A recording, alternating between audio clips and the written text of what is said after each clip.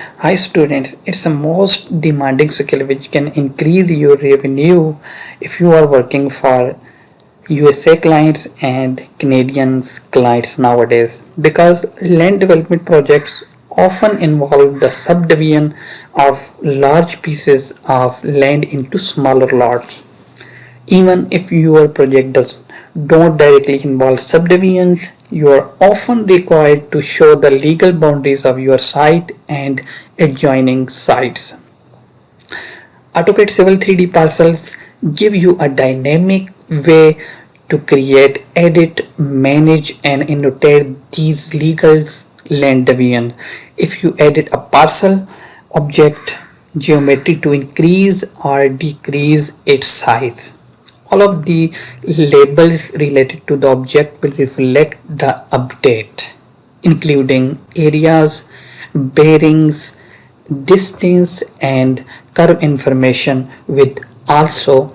table information. So in this course we will learn about parcels creation from object,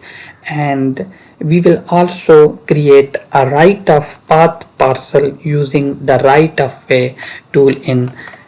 parcel in Civil 3D. We will also create a subdivision lots automatically by layout using the parcel creation tools for our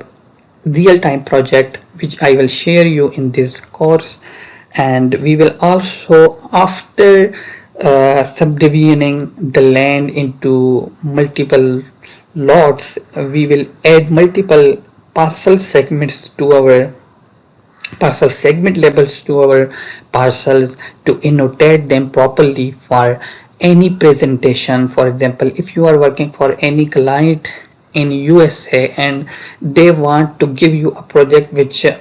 is something like 55 acres, 60 acres or something else, and they want to subdivide that land into some